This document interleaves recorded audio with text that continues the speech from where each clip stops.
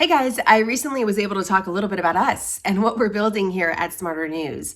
I participated in a panel discussion, a virtual panel discussion hosted by the Policy Circle, which is a nonpartisan group that hosts conversations on all sorts of things in an effort to increase civil discourse. And the topic this week was about really the future of journalism and combating disinformation. And I know this is something you're really passionate about. I'm really passionate about as well. The panel lasted about an hour, but I wanted to share a few of the highlights with you, including why I started Smarter News. I arrived at a certain point in my career where I thought, wait a minute, the reason why I became a journalist is because I actually believe in freedom of the press and I actually love customer service.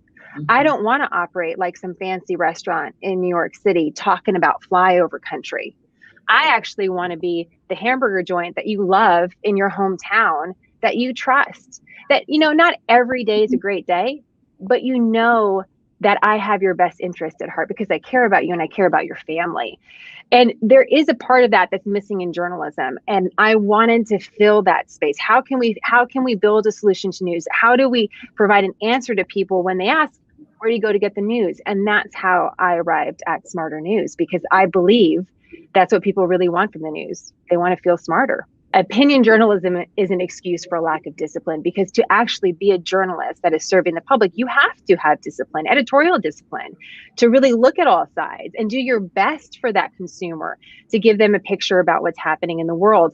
One of the things that I do think is dysfunctional about the current news cycle is the 24-hour news cycle. And really, clutter is the business model of news today. If you look on the internet, if you look on television, anywhere, it's clutter, because the business model is around attaching value to these sort of arbitrary metrics of how much people are paying attention, right? Because at the heart of it, the consumer still is very valuable. But in order to make money, we're just shoving a bunch of stuff in front of them in the hopes that they get something, because then we can make more money. Right. And I just don't think that's actually very healthy, right? It's actually not very useful to me. I actually don't need 24 hours of news. Smarter News, what we arrived at was a couple of things. One is, if we prioritize curiosity over commentary, our whole position will change.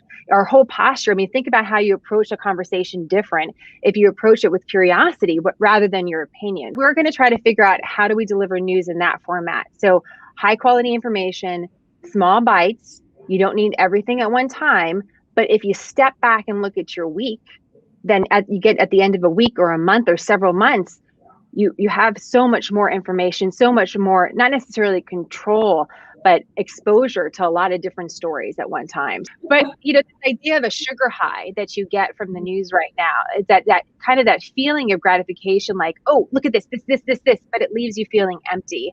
And when I think local news and anyone that's trying to function in a more healthy environment can actually provide someone a more even diet. If you're going to keep giving people divisive, dark content, sure, and they're going to pick amongst that.